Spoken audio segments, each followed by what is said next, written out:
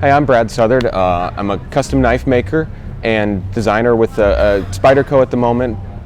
Because I grew up in Colorado, not far from the Spyderco factory, I would go to the Spyderco factory all the time and see the new knives and take a look at all the cool stuff that they were making. And honestly, they used to call me a fixture of the factory warehouse because I would show up there and hang out for 3 or 4 hours and just wait until Sal would walk through the door and pester him with questions. And so I was there like at least once a week for several hours. So when I started getting into knife making, every design I would make, I would send them a prototype. And I can't even count the number of rejection letters I've had from Spyderco nowadays. I've got them all saved in a folder, but there's a lot in there because they're very picky about the designs and the makers they work with.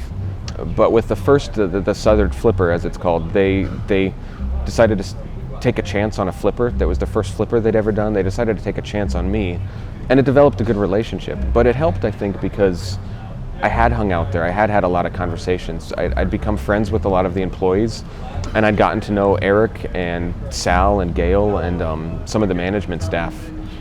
After that knife, I knew I wanted to do something else. I knew I wanted to do another knife, but I wanted, the first Southern flipper was a little larger, a little more, not tactical, but it was a larger, more robust knife. I wanted something more for the guys that work in an office, don't need a huge knife, but still want a knife. They want something that can do the job, get it done, but isn't going to feel like a brick in the pocket. So I wanted a thin, small 3-inch folder, or roughly 3-inch folder, that would be easily pocketable and really just cut well.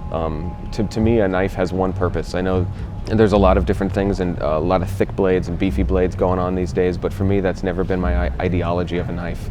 To me, it has one purpose. It needs to cut.